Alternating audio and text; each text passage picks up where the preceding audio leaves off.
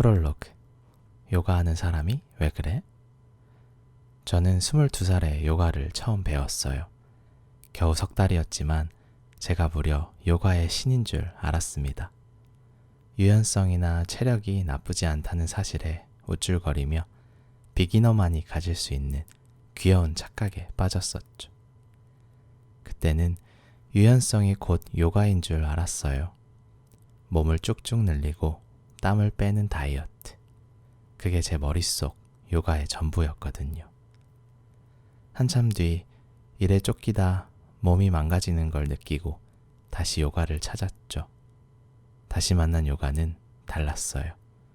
이번에 저는 조금 우스울 정도로 비장했어요. 요가는 곧 나야. 마음 공부로 채울 수 없었던 어떤 지점을 요가가 팍팍 건드려주니까, 거기다가 건강까지 좋아지니까 내 인생을 바쳐 탐구해야 할 영역이라는 생각이 들었거든요. 운동 너머엔 뭔가 더 있는 것 같다. 그게 뭘까? 그땐 이런 질문을 달고 살았어요. 한편으로는 이렇게 재미난 것을 하면서 돈까지 번다면 얼마나 좋을까 하는 현실적인 욕망이 생겼습니다. 물론 저는 북 에디터로서 제가 좋아하는 일을 하고 있었어요. 그렇지만 조직에서 벗어나고 싶은 마음은 누구나 있잖아요. 얼른 프리랜서가 되어서 투잡해야지 로 마음이 기울더군요. 제 눈에는 요가 선생님이라는 직업이 조금의 유연성과 체력이 따라주면 해도 되는 것으로, 그러니까 만만한 일로 보였거든요. 책을 쓰고 편집하면서 얼마든지 할 수 있는 일이라고 생각했어요. 수련도 열심히 하고 프리랜서로 일도 잘하고 요가도 잘 가르칠 거야. 회사에서 이런 생각을 하며 혼자 흐뭇해하던 생각이 납니다. 실제로 그 뒤 퇴사하고 프리랜서가 되어 수업, 수련, 책 작업을 하며 살고 있어요. 미래 계획은 없지만 하루의 틀을 잘 지켜가는 지금의 삶이 참 좋습니다. 다만 역시 인생의 묘미는 다만이나 그러나 그렇지만에 있는 걸까요? 제가 선택했고 만족스럽게 여기는 이 삶에도 다만이 붙더라고요. 완벽해 보였던 그 하루의 틀에 말이죠. 처음 3-4년은 자리를 잡아가느라 정신이 없었고 웬만큼 안정되고 나니까 슬럼프가 오더라고요. 머릿속이 복잡해지고 뭐든 생각만큼 안 되는 기분이었어요. 어느 날은 왜 슬럼프에 빠졌는지 진지하게 돌아봤습니다. 고개를 갸웃거리며 요모조모 돌아본 끝에 그럴 수밖에 없었다 라는 결론을 얻었습니다. 요가를 가르치는 걸 다른 일을 하면서 해도 되는 만만한 일로 봤다고 했죠. 그런 제 생각에 제가 걸려 넘어진 거였어요. 올 것이 온 거죠. 어떤 분야건 깊이가 생기려면 시간과 열정과 노력과 눈물이 필요하답니다. 하면 할수록 어려워지기도 하고요. 그러니 갈수록 더 많은 공부를 해야 하죠. 1만 시간의 법칙은 정말 잘 연구된 박수 쳐주고 싶은 이론이에요. 뭔가를 제대로 해내려면 정말 1만 시간은 들여야 하는 것 같아요. 이 일을 하면서 저 일도 한다라는 건 이 일도 1만 시간쯤 채워야 하고 저 일도 1만 시간쯤 채워야 한다는 거죠. 그렇지 않으면 이 일도 이쯤에서 멈춰 있고 저 일도 저쯤에서 멈춰 있거든요. 처음이야 내 삶을 새로이 컨트롤하고 있다, 새 인생을 산다 하는 기쁨이 커서 그걸 에너지로 쓸 수 있었어요. 하지만 얼마 안 가 이쯤에서 멈춰 있고 저쯤에서 멈춰 있는 자신을 발견하면 성에 차지 않아 저절로 화가 나게 되죠. 아, 만만치 않구나. 요가 수련도 발전해야 하고 요가 수업도 좋아져야 하고 책 쓰기도 잘해야 하고 편집 일도 잘 이어가야 하는데 더 좋아져야 하고 더 잘해야 하는 것들만 자꾸 늘어났어요. 하지만 몸은 하나잖아요. 마음처럼 되는 게 한 가지도 없는 거예요. 그러면서 자꾸 우울해지고 짜증이 나더군요. 그런 시기에는 원래 잘하던 것도 잘 안 되기 마련이에요. 이미 마음이 쫓기고 고요하지 못하니까. 그러면 뒷걸음질을 치게 되어 있습니다. 하나의 마음을 쏟아도 어려운 과제들인데 2다리, 3다리로 뻗어있는 느낌이었어요. 예를 들면 출렁다리 위에서 저글링을 하는 기분이랄까? 한창 심할 때는 정말 머리가 돌 것 같았어요. 실제로 턱이 굳고 목이 뻣뻣해져서 경추신경 1번과 2번에 문제가 생겼었어요. 머리가 뱅글뱅글 도는 어지럼증에 걸려서 자주 누워 있었습니다. 역시 몸은 거짓말을 못해요. 뭘까 이 익숙한 느낌은. 자꾸 아파 누워 있으면 강한 기시감을 느꼈어요. 사회생활을 할 때, 아니 더 어릴 때부터 줄곧 함께해온 익숙한 느낌, 속으로 다시 돌아온 거예요. 다들 잘 아는 그 느낌 말이에요. 더 잘해야 돼. 나는 왜 이것밖에 안 될까? 보통 요가를 하면 비워내는 데서 얻는 행복을 떠올리잖아요. 그런데 요가마저 남들보다 잘해야 하는, 어제보다 나아야 하는, 지치지 않고 계속 해야 하는 것으로 생각하고 있었어요. 그러면서도 자꾸 도망가려 하는 익숙한 마음자리로 돌아온 거예요. 요가를 하고 있는데도 이렇게 된다는 사실이 너무 부끄러웠어요. 요가하는 사람이 왜 그래요? 라는 말을 들을 것 같고 내가 도대체 요가를 어떻게 하고 있나 싶어졌죠. 제가 어디 가서 요가한다고 하면 네, 딱 요가 선생님 같아요 라는 말 많이 듣거든요. 마음을 잘 비울 것 같은 인상을 주나 봐요. 그런데 저는 저 자신을 알아요. 잠깐이라도 마음을 놓치면 더 잘해야 해. 나는 왜 이것밖에 안 될까? 를 붙들고 안다라는 사람이라는 사실을요. 그런다고 나아지지도 않는데 말이죠. 오히려 그럴수록 반작용으로 더 게을러집니다. 마음이 이렇게 마냥 울퉁불퉁하면 내가 하는 지금 이 행위에서 눈을 떼고 짜증을 내면서 도망갈 궁리를 하게 마련입니다. 일을 하는 것도 노는 것도 쉬는 것도 아닌 부산하기만 한 상태가 되죠. 별것 하지 않았는데도 그저 마음이 피로합니다. 이런 상태가 되면 다른 사람을 보고 평가하는데 빠져들어요. 나 자신을 들여다보는 것보다 남을 보는 게 언제나 더 쉽고 달콤하고 재미나잖아요. 유튜브 보기도 그중 하나죠. 명상을 잘할 것 같은 저는 실은 명상이 언제나 필요한 사람입니다.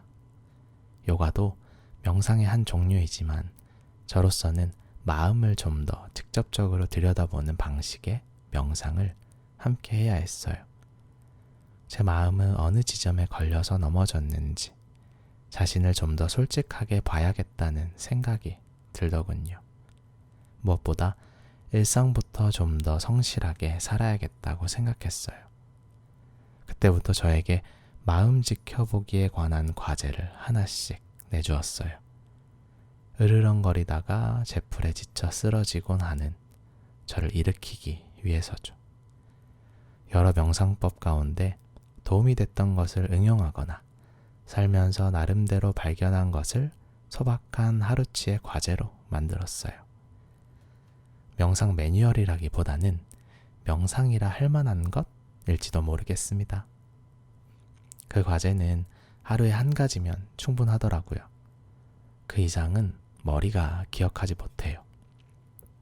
하루에 한 가지 명상을 틈틈이 반복하면서 고요함을, 민감함을, 열린 마음을 길러가려고 합니다. 이는 오로지 저를 위한 마음 공부 워크북이었는데 이렇게 노트북 밖으로 나오게 되었어요. 글을 다시 선보면서 제 경험과 마음 공부에 관한 개념, 철학이 필요하면 조금 더 얹었습니다. 이 책이 읽기용이 아니라 워크북이 되기를 희망해요. 책을 하루에 다 읽고 던져두기보다는 한 꼭지만 읽고 그에 대해 사색하거나 명상법이 소개된 꼭지라면 일과 중 틈틈이 해보면 어떨까 합니다. 저도 그런 용도로 읽는 책들이 있어요. 전철 이동 중에 한두 꼭지만 읽고 그 맛을 느낍니다. 조금씩 하는 독서, 몸으로 들어와 나와 하나가 되는 독서가 참 좋아요. 그리고 스트레스를 없애기 위해서 명상을 시작하지만 나중에는 도리어 명상하기 위해서 일한다, 만난다, 공부한다, 밥 먹는다 하는 식으로 생활의 주객이 전도되어 간다면 더없이 좋겠습니다. 그 편이 지속 가능한 행복으로 이어지는 길이니까요. 저도 그렇게 되어가고 싶은 마음에서 1일 1 명상을 계속하고 있답니다. 행복으로 가는 이 길에 당신도 함께 할 수 있기를 바랍니다. 쑥대밭이 된 마음. 명상은 자기 마음을 잘 돌보는 일이에요. 상황, 사람, 사건에 일희일비하지 않고 언제나 환한 마음으로 지내기로 마음먹고 실천하는 일이죠. 그것은 작은 텃밭을 돌보는 것과 같아요. 아무리 작은 텃밭도 가만히 놔두면 쑥대밭에 제멋대로가 되잖아요. 예전에 화분 몇 개에다가 배추씨를 심은 적이 있었어요. 저는 시장에 가면 파는 토실한 배추가 화분에서 그냥 키워지는 줄 알았답니다. 얼마 후에 잎들이 나와서 몹시 기뻤어요. 그런데 얼마 후에 다시 보니 몇 개 나온 배춧잎을 벌레가 갉아먹어서 성한 게 하나도 없는 거예요. 당연히 알도 차지 않았죠. 아침마다 나무젓가락으로 배추벌레를 잡아서 흙마당으로 던지는 일을 했어요. 늘 6마리 이상을 잡아야 했죠. 도대체 배추벌레가 어디서 날아오나? 알이 어디에 있나? 농사 비슷한 것도 해본 적 없는 저로서는 그저 난감했어요. 배추벌레와의 전쟁을 선포하고 얼마 안가 허망하게도 한 포기를 잃고 말았답니다. 배춧잎이 모기장처럼 구멍이 뚫린 채로 마냥 시들어 있었어요. 당시 배추 농사가 완전히 실패할 무렵에는 글쓰기의 방향도 잃고 수련도 자꾸 빠지고 수업 하나를 관두게 되고 공부도 흥미를 잃으면서 모든 게 뒤죽박죽이었어요. 이 뒤죽박죽의 출발점은 머릿속에 엉킨 글감이었는데 살림에서도 곧바로 나타나더라고요. 정리 안 된 옷가지나 시든 화분들만이 아니라 심지어 밀린 세금고지서, 답장 못한 이메일과 메시지, 말라 비틀어진 행주까지 모든 게 방치되었어요. 구멍이 숭숭 뚫려 말라 죽은 잎사귀의 화분처럼 제 작업실에선 온갖 책과 자료가 책꽂이 밖으로 나와 바닥에 나뒹굴고 있었습니다. 소화되지 않은 자료와 스터디 과제들은 그것들대로 먼지가 쌓여갔죠. 원래 요기들은 청결을 중요한 덕목으로 여겨요. 몸과 마음을 늘 깨끗하게 정돈하라는 의미죠. 제가 보니 수련의 열심인 요기들은 원래가 깔끔해요. 이런 면에서 저는 본투비 요기는 아니라고 자주 생각하죠. 원래도 정리정돈을 잘 못하는 데다 골몰해야 하는 과제가 하나 생기면 일상이 쑥대밭이 되고 말아요. 몸과 마음이 연결되어 있는 것처럼 일상과 내면은 연결되어 있어요. 내면과 마음은 눈에 보이지 않으니 갈피를 잡기 어렵잖아요. 더욱 깊고 세밀하게 다루어야 하죠. 일단은 눈에 보이는 것부터, 만지고 맛볼 수 있는 것부터 다듬어가면 한결 쉽습니다. 그래서 요가는 몸을 돌보면서 마음을 돌봅니다. 같은 원리로 일상의 작은 행위들을 돌보면 내면을 돌볼 수 있어요. 이것은 중요한 명상 수행 중 하나랍니다. 특히 저 같은 사람은 무척 필요한 수행이죠. 행주좌와 어묵 동정은 일상이 곧 수행이라는 뜻입니다. 옛 선사들은 걷고 머물고 앉고 눕고 말하고 말하지 않고 움직이고 움직이지 않는 그 모든 순간에 깨어있으라고 했어요. 명상이 산사에 가서 눈을 감고 있거나 조용한 시공간에서 혼자 하는 것이 아니라는 얘기예요. 오히려 삶의 지극히 작은 행위들을 명상으로 바꿔가라는 격려로 들립니다. 만약 그럴 수 있다면 쑥대밭이 된 마음이 좀 더 가지런해지겠죠? 일상이 명상이 되기 위해서 저는 성격이 급해요. 게다가 살림이나 늘 해야 하는 소소한 일에서는 시간을 줄여야 한다는 강박이 있어요.